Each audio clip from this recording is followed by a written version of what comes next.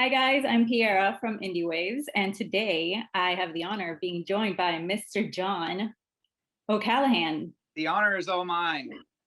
How are you doing today, John? I'm well. How are you? I'm doing very well. So my first question, obviously this is all happening due to your debut album coming out on February the 12th, Yeah. Friday. How do you feel about having a debut album as your moniker, John the Ghost, and not having to do this with the Maine?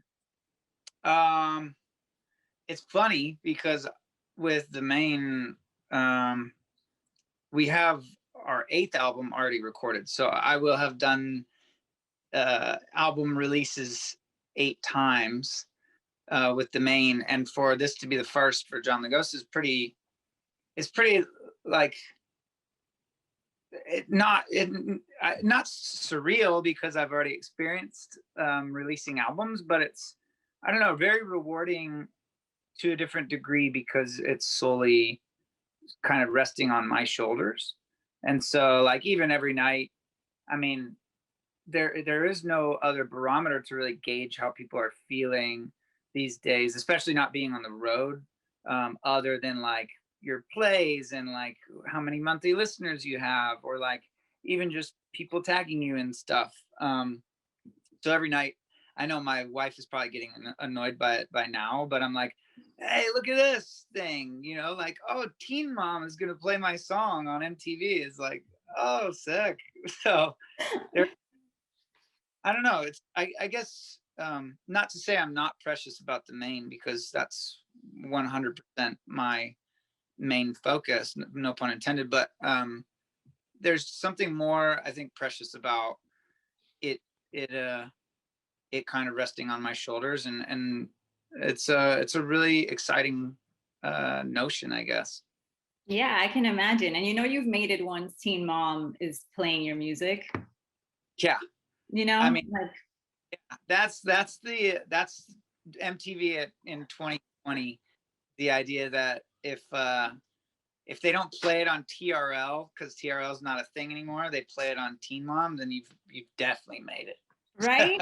Because I'm just like, what is MTV nowadays? Like, it's no longer, I remember used to like watch all these music videos, and like that's how I would discover new music. So that leads me to the idea that the Maine is 14 years old. So, That's gnarly. right? Like, how do you feel about that? That's insane. I definitely, I feel very, I don't feel old and I don't feel young. I feel nothing but like fortunate. I feel very humbled by the idea that like we're able to have this new studio and people still care about our music to some degree. We have so many friends, years that kind of came and went through those 14 years, and to be able to still do it, and um, for it to be our only job is incredible. Like, I can't believe we kind of pulled a fast one over society and somehow made them believe that this is a real job and that we're allowed to do it. And now I'm 32, and it's like, I'm just going to not say anything, and hopefully people just keep listening and let us play music for a job. So it's Yeah. yeah. That's cool. But I think with that being said, you're more than ready to do anything on your own, especially if it's under John the Ghost or any other moniker that, let's say, you get sick of John the Ghost and you're like, I'm going to be like the fifth John now, which is your Instagram handle, if I'm not Yeah. mistaken. Could you imagine you use that as a moniker as well? I think Yeah. after 14 years, you're like more than ready. It's in a sense, I mean, I'm a huge fan of you and the guys from the Maine. It was like being in high school, and then you guys would play a lot of the Warp Tours also. It's like we've watched you grown into who you are now, and then listening to your new album, it's like I personally hear the maturity not only in your lyrics but also in your voice, like from, like, let's say 14 years ago when like the Maine was, and still what it is, like I still love it. But it's a really nice thing to watch, at least from my point of for what I do. I love that I get to watch artists sort of experiment in their own lives and then also like express that through their music. I think No, I mean, I would never like to think that an artist, like I want them to stay the same, because I think that's why you can go back and listen to those old records. I would want them to evolve as they evolve with their life, because you know that's what happens. So do you feel that with this new album that you've poured a lot more of your personal like self into it, opposed to like maybe what you would do with the Maine? I think again, just having those 14 years under my belt, I feel like again, very fortunate to have gone through the process every time and sort of figuring out on a creative level what I'm comfortable with releasing and what I'm willing to kind of uh, divulge. I think at this point, um, I forget who it was. It might have been like Ray Manzarek from the Doors. Somebody from the Doors, I think it was Ray Manzarek, said his favorite thing about music is that it's, and I'm paraphrasing, so forgive me stumbling through his quote, but it was something along the lines of music is um, something along the lines of like the most relatable form of poetry that exists, or something like that. And I could be butchering it, but um, the idea that I can express myself and people can associate their own uh, stuff. I'm not sure if I'm allowed to curse, but their own You are. whatever, Go ahead, go for it, do it. their own shit, their own baggage, their own lives. They can associate with any one of our songs, any one of my songs, any one of my lyrics. Um, and for those lyrics or those songs to mean something completely different to me, but provide any sort of solace or any sort of like catharsis when they're listening to them. I think had I not been able to sort of discover what type of vulnerability I'm comfortable with letting go, um, you know, I probably wouldn't release records. I'd probably just be making music for a hobby, and that would be just fine. But it's because of every release and every time, you know, you write something. I mean, the internet is a very scary place. The internet is like very intimidating, and especially nowadays where I feel like the levels of judgment are so high. And we were actually talking about it in a text thread last night, but it's like the stakes for that weekend performance on the Super Bowl, like the stakes are so high because it's like at very best he has a wonderful show, which I thought it was very cool and very good, and nobody talks about it if it's wonderful, you know. And at very worst, it's like something bad happens and like the world, you know, his world crumbles and everybody gives him shit for it. So it's like, I guess what I'm getting at is like, I went through the phase of the internet and now I'm less concerned with how judgmental people can be. And I'm more concerned with um, people's stories on an individual level. I've been doing this like podcast type thing, and people have been emailing me their stories and why music, not my music but just music in general, has you know, stories that basically sharing like how music has shaped their lives. And music is such a relatable form of expression, and you don't have to be good at making music to make it feel, you know, to have it feel something to you. So I don't even know where I'm rambling to, but I'm just saying it's I'm very lucky that I I took a lot of heat when our band first started, when the Maine started 14 years ago, and I had to traverse that whole world online. And now that I'm older and I'm more comfortable with what I'm saying, um, it's very fulfilling to hear that people are affected by it in positive ways. So yeah, I love it. I And you're rambling. that form of the question, or even what the question was. Dude, So it's a chat.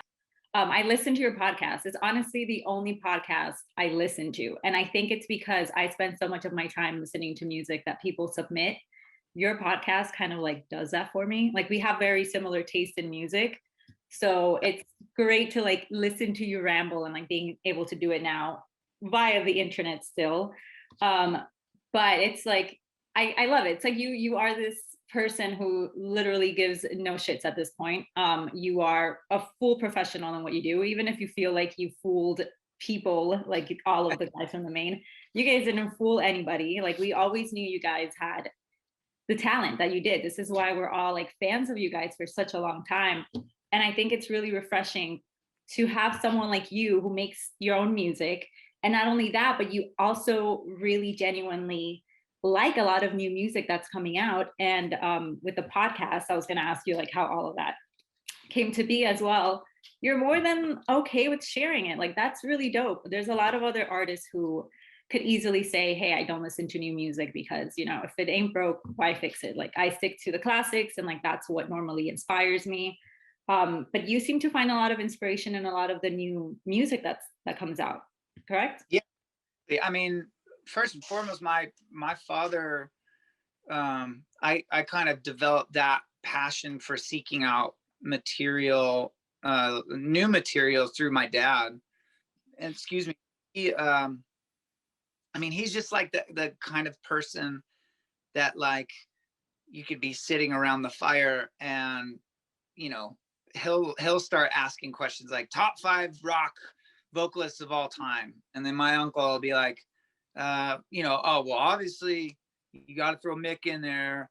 You got to throw. Well, are the Beatles pop or are they rock? And then it's like, well, what about Bono? Is that considered rock? So he's like, he loves the obscure too, and I think from a very early age, especially when the internet kind of kicked and sites, I could just go on and rip music. That's what I did. Like I'm not shy about it. Like I downloaded everything. And I prided myself on finding shit that I could share with my friends. And then those songs developed into, you know, memories, and then it just kind of stemmed from there. And I guess with the podcast, it's like I just like you, I don't have a ton of time to like, you know, I kind of lean on people to tell me what the cool shit is now. Not to say I was ever cool, but like dependent on people to learn me on new music. So I did like a thing on Adobe Radio. This was a couple years ago called Mixtape, and it was essentially just the same thing that I'm running on Ear Candy. It was just like a curated playlist every week that just sort of, I think on those earlier ones, they were more thematic. Like I was kind of running more like, these are songs for whatever, if a bird flies into your house or something, you know, whatever. But kind of running on like people's stories, and they're sharing tracks, and it's really cool to be able to, I mean, there's so much fucking music nowadays. Like there are so many artists that are doing so well that the majority of people will never hear about, you know? And I think that's such a beautiful time to live in, is that so many people are expressing themselves in so many different fashions and so many new ways. You know, it's like just when you think that you've heard the greatest pop song of all time, then something comes out in 2021 and people flip, like that driver's license song. You know, that's happening right now. It's like such a magic time that I think, I don't know, it's worth sharing for sure. It's not worth like trying to hold for yourself, because it's like inevitably the cool shit hopefully gets out there. And you can say that you were part of the first wave of it, you know, but I think that's what it's like at this point. Why share, or why not share all the great stuff that there is to hear? Right, I agree, and especially with how accessible it is nowadays, without us having to download everything and then ruin our computers. Because I mean, shout out to LimeWire. God knows, I completely fried my Yeah, my computer doing that. Like, and I'm not a musician. So for me to still be able to even share music in whatever little platform I've created now, which has given me the opportunity to speak to someone like you, like high school me, it's freaking out. Like right now, I'd be like, oh my God, like I'm Well, talking to John from the Maine. I started following your account a couple, I don't know how long ago now, but even just within that short time span, I've found really, really great stuff thanks to your site or your platform. So I think that's now more than ever, it's like back to peer-to-peer. Like I was trying to find people to do a feature on the record, and eventually just ended up talking to Dwayne, who's on the record. Yeah. And amazing that we have the ability to talk and to meet people like we've never met in person, but we're meeting technically, Yeah. be able to collaborate and to just meet new people across the globe is pretty incredible. And Right. that's the good part of technology, the good part of social media. So Yeah. it's not. No, of course it's not all bad. Of course not. Like, and again, this is another way of music bringing us together. That was another reason why I created the platform that I created, just so that I can also show my support and like doing features like this. This is why I reached out. Like DM is crazy how that it makes everything so accessible as well. That's how I started featuring local artists. Like I would just slide into the DMs and be like, hey, would you want to like like do a Q&A or something? And I've always realized the answer is always going to be no unless you ask. So it's always, there's always something great to come out of the internet. Totally. As we know.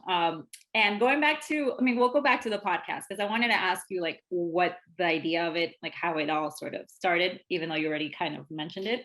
But going back really quickly to the album, was there a track that sort of started everything, like shaped the rest of the album for you? Like, was there a song that you started off with first? I put out Roll Down Window months and months and months ago, and that was like the first. I really had no intention of doing a full album, and it wasn't until honestly as like COVID began to, continue to develop the way it did and to trend as awfully as it did. Our band realized that we weren't going to be touring, so it kind of opened up the calendar in a way that allowed me to just write and record new music. So it kind of went from that song to a couple more, and then just I had like all these other songs. I had finished. We finished the Maine's record, which will come out this year, and so I had like this influx of songs, and I didn't want to just trash them because it's like I was really excited about them. So a lot of them just sort of stayed true to the form of the demo that I kind of showed everybody. And a lot of them just don't sound like the Maine. They don't sound like they would fit on the Maine, on a Maine record. So, which I love. I love the idea of doing things that don't. And compared to the EP that I put out 5 years ago under John the Ghost, I mean, it doesn't sound anything like that. So if people are looking for that, then I'm sorry, but I'm really not sorry at all, because I feel like it's just like you said, like, I was trying to rip off Sea Change by Beck. And now it's like if Beck did, 6 Sea Changes in a row, Sea Change wouldn't be one of my favorite albums anymore. It would be, amongst the lists of Beck records that sound like that. So I think that it's important for us and myself to sort of go wherever, feels most comfortable at that moment in time, actually, or feels most uncomfortable. I don't know. It depends. So yeah, it sort of spawned from Roll Down Window, and then Roll Down Window is really the only song that sounds like that song on the record. So yeah, it's kind of manic. It's kind of all over the place. It is, and then it's not. It's weird how like I don't necessarily feel like there's any, I mean, having listened to the album, I don't think there's one that's like too out of place, which is also really good. They're all kind of on their own, and then there's some that sort of like mesh more together. Uh, Yeah. so I think it's like perfect because it's not like anything that you would really expect. Like the first track, and I remember listening to Why. I feel like Why right now is probably my favorite. That's Just all. because like as soon as it hit me, I was like, oh my God, like I had this stupid smile on my face and I was like, this is so dope. I was just like jamming to it. I'm like, this is awesome. And I'm so happy you didn't trash any of this. Like, Yeah. thank Jesus you didn't trash any of this. Yeah. I'm glad it's coming out because it's it just feels nice knowing that they don't have to sit with the hundreds of other songs, the other forgotten toys that are on the shelf. Um, it's just inevitably, as somebody that writes songs, you have more than you can afford. But now, given this space that we are so lucky to have, it's I think hopefully we'll be a lot more prolific. Just as if like 8 albums in 14 years isn't like a lot of material as is. It's not if, enough. if you're really know about us, this is like the best. This is the best, most ideal scenario for our band. If you don't really care, I'm sorry, like you're about to be blown up. So That's awesome. And do you have a favorite track on this album? um that's a good question. I wrote the last song on the album for my youngest brother. And I kind of get emotional every time I've heard the track. And it's just yeah, I don't know. There's something about that tune that I really enjoy. Um, but I also really love, I mean, I like them all in their own respect. I really enjoyed the way that Here Gone turned out. I was going to put it out a couple weeks ago, but I was still figuring out the feature, and I'm really happy with the way that Dwayne. I mean, he like came out of nowhere, and it was really, I don't know, super harmonious, and it's like I have a huge affinity for hip hop, and when I made the instrumental, I wasn't thinking that it would ever be for something that I could do. Um, and uh, it's like it was really cool to be able to actually imbue some of my love for sort of hip hop into the record, and for it to feel, I think, natural. Oh um, yeah. we'll see what people say. So I mean, I could be biased, but I thought it was really good. Like his voice, and it's very still hip hop, and it just meshes in perfectly because it's not like too hip hop. I don't know if that makes any sense. Sometimes I'm so bad at describing music. I don't even know how I do what I do. It's like it makes sense to me in my head when I listen to something, and then I'm like, how do I describe this? And then the last track that you were saying, it actually sounds really personal. So it's cool that you did that for your brother. That's really dope. I wish my brother would, he's not a musician, so he's not gonna sing me a song. Like put it in his album, but what else can we do? And then I also saw that there's a music video for Drive that was released about I want to say like 3 months ago. Patterns, or The Patterns, has a lyrics video. Will there be any music videos for any of the other songs in the album? it's funny you ask because I have to call. I took some old home movies and to one of those like um, Visualizers? what is that? Like a visualizer? No, like I took them into somebody that will basically turn them into digital tapes. Um, Oh, okay, cool. I'm fingers crossed. I got to call the guy today. I mean, again, with this being COVID and not being able to really necessarily shoot stuff in person, um, we're having to get more DIY and more creative. So I'm hoping that there's footage that I can use. And my buddy Lupe Bustos, who's been such an amazing friend and an amazing talent as far as photo or video, all things visual. He helped me with the Drive video, and I literally called him. Um, um, I called Lupe. I don't know how, like maybe a week before Drive came out, and I was like, hey, can you help me put some visuals to this song? And he that next day shot what became the video. And it's just a testament to the idea of doing it yourself and having great friends that you trust that are extremely talented. um, I couldn't have asked for a better video, but more importantly, a better homie. um, so I'm going to, if this footage pans out, then I have to lean on him to help turn something around quickly. So if that happens, it'll probably be for Here Gone. Okay. Yeah, because I understand that I mean COVID's kind of putting a damper on everything. Yeah, Especially because yeah, there's certain things that you can and cannot film, and you want to make sure that everyone is staying safe. for So I'm sure. sending all the good vibes your way and hoping that that ends up working out, because at least you're hustling and you're trying to make it work somehow.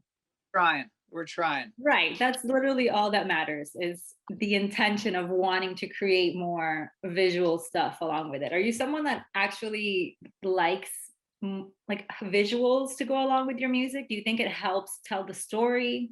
Or are you just kind of like, eh? From a personal, like, if I'm just consuming, I like to listen to the song first. Um, I don't like to be.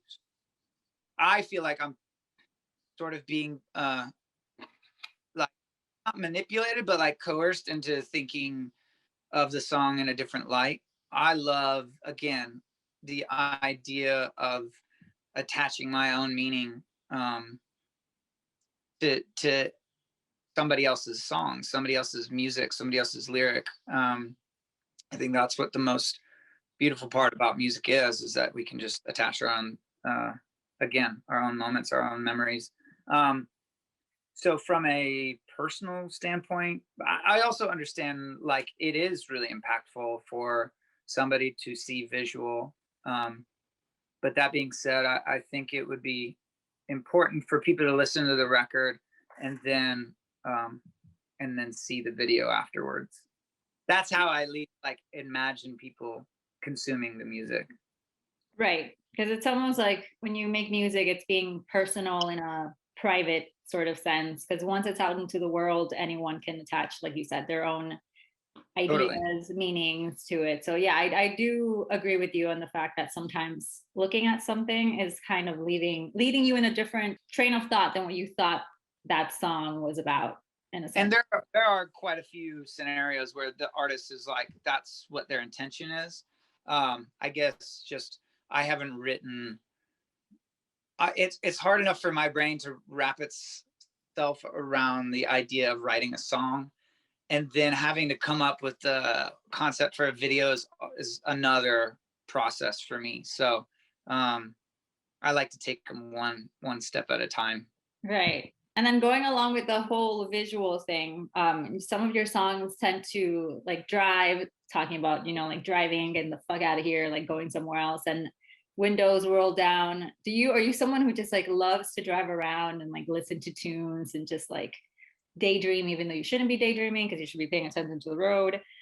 Drive the song that just really stemmed from an actual drive with my wife and our dogs. It's like there are uh, tasks that I feel like, or just activities that at some point in your life just become mundane, and you kind of just like you forget what it's like to be appreciative of things and to be I guess seeing things through like your younger self, uh those set of eyes. Yeah, so like driving was really important, especially at the beginning of this quarantine, because it was like we need to get the fuck out of the house, and it doesn't matter where we're going, like let's just turn music on and like let's just coast. And I feel like it was something that we started to appreciate more, and especially like when we don't have children, so we treat our dogs like kids. But when you have dogs and you're like, when you see the joy of like their head out the window and like their tongue, like I don't know, like it makes you sort of, it reminds you like stop being so serious all the time and like start to appreciate things more. So Amen. I agree. Because now I miss driving now that I don't have a car. I mean, for what, yeah, like 10 years, and every time it snows and I have to like lug my groceries around, I'm kind of like, damn, I miss my car. But but then when you have it, you're kind of like traffic and parking and so much. But I think quarantine's helped us all become a little bit more grateful. I want to talk about your podcast because I'm a huge fan of your podcast, dude. Like, I just have to say, whoever like hasn't heard it yet, listen to Ear Candy, Spotify. It's also on Apple, I believe. I think it's just exclusive to Spotify. You just got onto Ren for Short, and I literally just got onto her like maybe a week prior to that, and it was a song that I hadn't heard, and I was like, damn, this song was amazing. And that was just thanks to somebody that emailed me. So it's like, that's the coolest part about what I'm able to do. And I don't even know how many fucking people listen to it, but it's like, it's fun because, again, people are emailing me, telling me like personal anecdotes of how our music has impacted their musical journey, but also just like hearing why people enjoy or really hate songs that exist. So it's been fun. It hasn't been as much of a chore as I thought it would be. Like I was kind of dreading it because I feel like every good podcast is like hosted by a comedian that is literally like their job is to talk. And I felt really it was going to be very difficult, but it turns out that like it's a better form, a cheaper form of therapy for sure, because I don't have to pay somebody to hear me explain about fucking Amazon and like. I know, yeah. I'm sure it makes us all laugh because we're like, it's cool. Like, you're super relatable. So yeah, just keep on doing it, please. Like, whenever you have the time, keep on putting it out. You actually do have a really good radio voice. I think you put it on randomly for one of the things to be funny. And I was like, wait, like this dude. I mean, of course you're a singer and you can like, turn it on and off. But I was like, damn, that was funny. And like that was really cool. It's funny, like there was always a question in interviews. It would be like, well, if you weren't in a band, what would you be doing? And I feel like the funniest response I've ever seen somebody else do was Tom Waits said he would be an air conditioning repairman. And the more that I thought about like, well, I dropped out of college and I didn't, I had no clue what I was going to school for. But over the last 14 years, I've been able to like, oh, if I did go back to school, what would I go to school for? And I think it would be something in broadcast journalism or something in that. I've always found it fascinating. There's somebody that announces the Phoenix Suns basketball games on the radio, and he's 87 years old. And actually, my dad grew up with his son, so it was like I've heard his voice since like 12, hearing it on the radio, and it's really amazing. Just the idea that like he can still do it and stay sharp. And I think that that's one of the things with finding music that I've been so fortunate in, is that I found something that I think I can do for the rest of my life, no matter what. Even if I have to find another job, I'll always be able to have music as a part of my life. So it's nice to be able to sort of now venture into this other realm of like fake radio show host, just bullshitting about whatever, about Right. shows my wife loves and stuff like that. So yeah, I'm just really, really, I don't know. I'm very fortunate that people care to some capacity still. So Well, you're very fortunate and you're also very grateful. And that's definitely really, really nice and refreshing that you're someone who's just like so fortunate with what they've gotten, but also gotta give yourself some props, dude. Like, you did it. You put 14 years of your life into this. Like, you write some pretty dope lyrics. So for the last thing, I would like for you to act like we're being sponsored by some prescription drug, because that was okay. another one of like my favorite bits out of what you normally do. Who is sponsoring us today? This episode is brought to us by Andolfrin, and it's Dolforin. And Dolphin. Cool. Yeah. Side effects are Dorsal fins, gift, shortness of breath, um, insatiable thirst for water. oh, allergy to air, probably. Death. Yeah. Death by air, maybe, or like some sort of air apology. Air falling off feet. going out. I don't know what like there. I must have clicked, or well, obviously after I searched the funniest drug names, I started getting like ads during my YouTube videos that I was watching, you know, and it was like I was watching like workout videos in my garage, and then it was like whatever, like Cephal-Trex or something, you know, it was like all this shit. Damn, we are really in designer drug world. This is crazy. Hell yeah. Like if they get the slightest hint that you might be like the least bit sad, they're like, take this. And it's always like pictures of nice people like living their happy life. And you're like, what are all the fucking side effects you just said this had? Like that lady's about to have a stroke any moment. Like, I don't get it. Yeah. I just don't fucking get it. But it was hilarious. And you're like, side effects include. So hopefully one day it'll be true, but maybe not like actual, you know, drugs. Maybe some like CBD thing, like you said, or something cool, like a speaker company, or like headphones or whatever. I'll drink Coke and Pepsi at the same time. Just whoever sponsors you. I'm ready to sell out. Mountain Dew, all of them at once. Yeah, like wearing all of their merch. It's okay. It's a podcast. No one has to see what it is that you're wearing. So I'll be the NASCAR driver of podcasts. Just a sponsor. John, you're super awesome. Thank you for taking the time to chat with me today. I appreciate it. I appreciate you and your art, your music, everything. I'm going to continue to steal some of the songs that you recommend. Yeah, likewise. I'm going to steal the songs that you feature and put them for sure. Do it, dude. That's why it's just a bunch of songs that we didn't make until I actually start featuring your music. I'm going to steal. I'm letting you know right now, just so that I don't get flagged or something for like feature music that isn't mine. That's all I do anyway. So let's continue to steal each other's playlists. And if anybody out there hasn't heard Ear Candy, please do yourself a favor and just start listening to it. It's only 5 episodes so far. But thank you so much. I appreciate your time, and I'm super excited for this album, and I'm super sure it's going to do very, very well. Well, thank you very much. I appreciate it. It's nice to meet you. Nice to meet you too, John. Thank you. Of course.